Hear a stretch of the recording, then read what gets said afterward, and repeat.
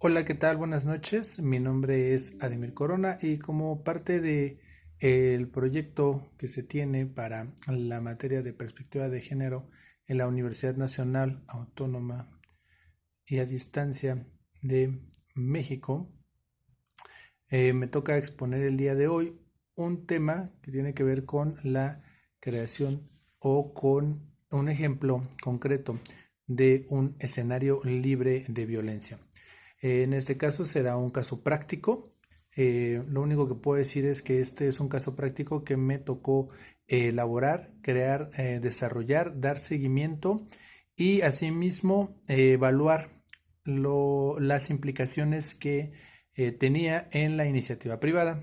Este proyecto se realizó repito, en una empresa de carácter privado como parte de mis actividades en ella. No diré el nombre de la empresa para guardar el secreto de la misma, pero diré en qué consistía este protocolo. Bueno, primero, se llegaba con la gente, se tenían estos espacios en el área de capacitación, que era el área en la que yo estaba trabajando, y ahí lo primero que hablábamos, entre otros temas, claro está, es el de diferenciar qué era el acoso laboral del acoso sexual. Entonces, nosotros llegábamos, explicábamos a la gente y dábamos algunos ejemplos de lo mismo. ¿No? Entonces nosotros tomamos mucho de los protocolos institucionales, por ejemplo los de la Comisión Nacional para la Prevención de la Discriminación, los documentos también de la Declaración Universal de los Derechos Humanos y todo lo implicado con la legislación vigente en temas de en los contextos laborales, ¿no? Las normativas que establece la Secretaría de Trabajo y Previsión Social, obviamente con la perspectiva de género. Entonces, ¿qué era lo que nosotros definíamos o cómo lo definió la institución? Con respecto al acoso sexual, lo voy a leer y es el siguiente. Decía, el acoso sexual existe cuando una persona efectúa o solicita por cualquier medio requerimientos de naturaleza sexual al afectado o a la afectada no consentidos por este, amenazándolo o amenazándola en una situación y entorno laboral o perjudicándola en sus oportunidades de empleo. Es decir, poníamos ejemplos como el contacto físico innecesario, tocamientos, petición de favores sexuales, mostrar imágenes o enviar notas sexuales sin consentimiento de la persona afectada o en contra de la persona afectada en el momento en el que se solicitaban estos favores a cambio de mejores oportunidades dentro del empleo y no necesariamente especificamos que tenía que ser de una persona o de una jerarquía superior. A veces podría ser de una jerarquía también inferior o compañeros que se encuentran jerárquicamente establecidos como laterales o colaboradores del trabajo. Asimismo, también se hizo una campaña para que no solamente se identificara al interior de la propia institución privada, sino también con los stakeholders o con algunos proveedores de la misma.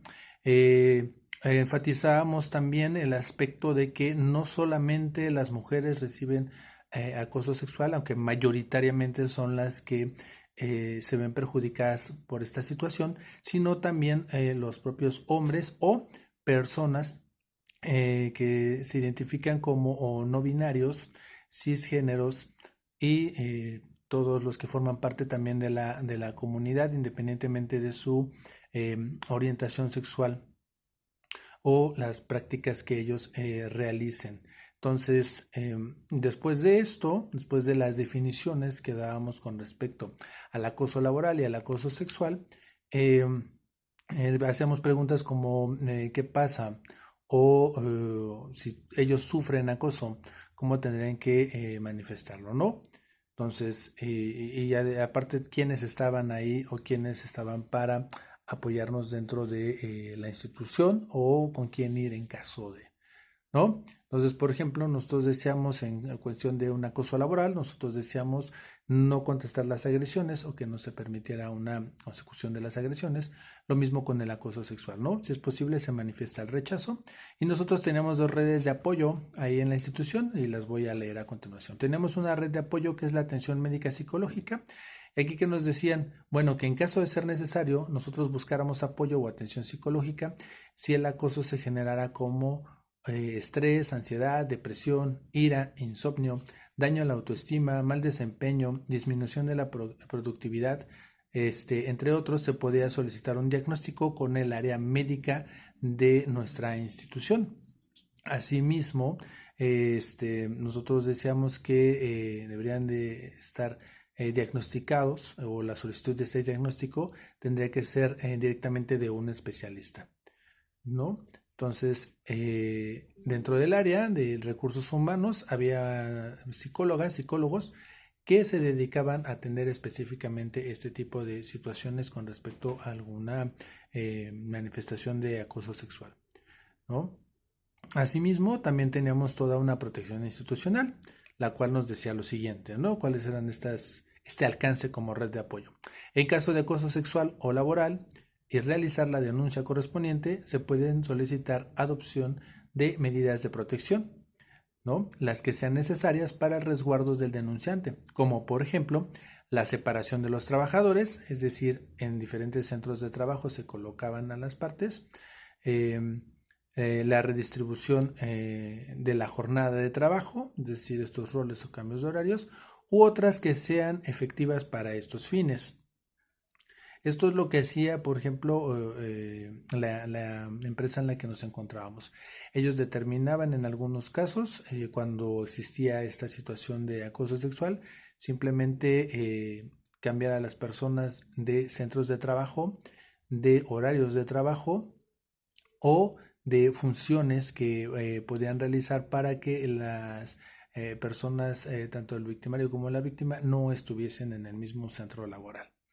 Estos eran algunas medidas que ellos realizaban de inicio, pero también tenían toda una serie de pasos para efectuar este protocolo. Y lo voy a leer a continuación de cuáles eran estos siguientes pasos, no solamente la separación que hacían a nivel institucional para que las personas, tanto la parte afectada como el posible agresor o la posible agresora, no estuvieran en el mismo centro laboral. Lo voy a leer a continuación.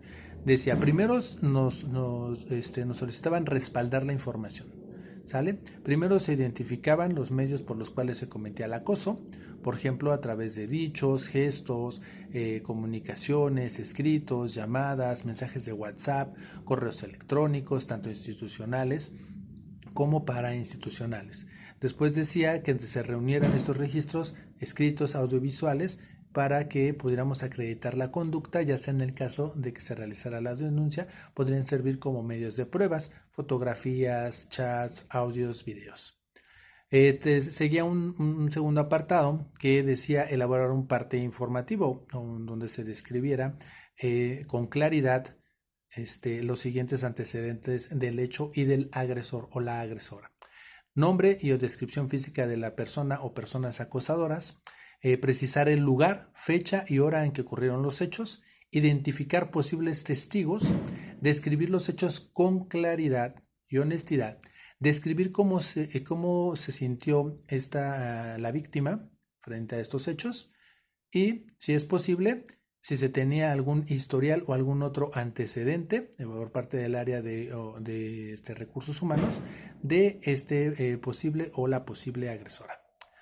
Después de esto venía una acta, es decir, con los antecedentes recopilados se realizaba una acta administrativa por acoso sexual o laboral que se presentaba formalmente ante quienes determinan el reglamento interno del trabajo, el área jurídica de la empresa y también ante la dirección general de la misma. Se realizaba una investigación o se realiza una investigación de las partes implicadas y posteriormente venía un último apartado que es el de la denuncia. Aquí nos decían que en caso de que la conducta de acoso tenga tal gravedad que configure un delito, es decir, violación, abuso, algún abuso sexual, lesiones o amenazas contra la propia vida, la denuncia se realizaría ante el Ministerio Público o la Fiscalía Especializada. Entonces nos decían, recuerda que quien tiene conocimiento sobre un delito está obligado a denunciar. También la empresa desarrolló una línea anónima para que posibles testigos también pudiesen denunciar estos hechos que acontecían.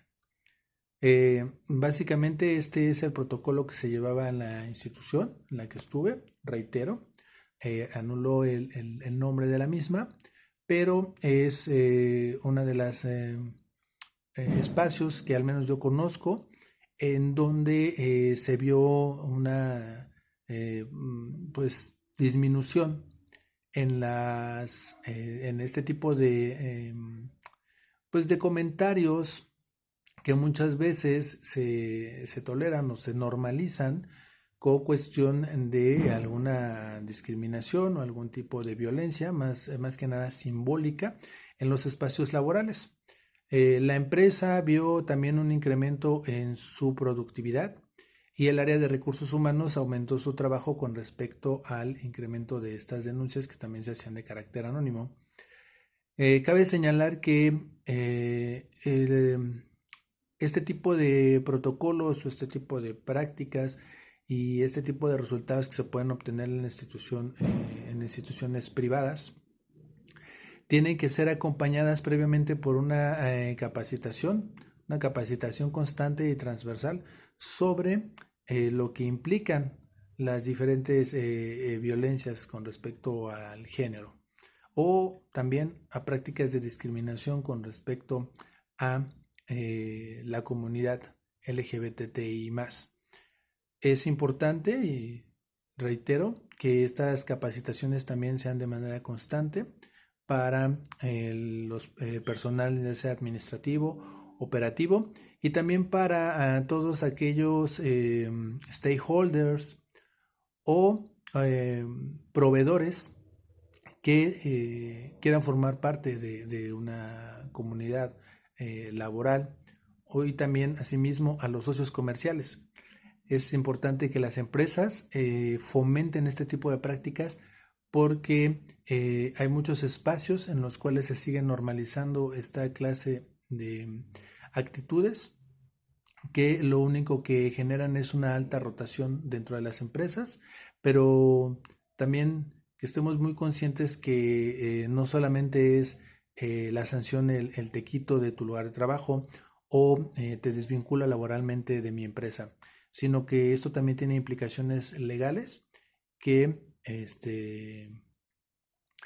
requerirían una mayor atención también por parte de nuestras autoridades y las autoridades que están especializadas en el tema. Hasta aquí mi contribución, espero que haya sido de su agrado. Muchas gracias por su atención.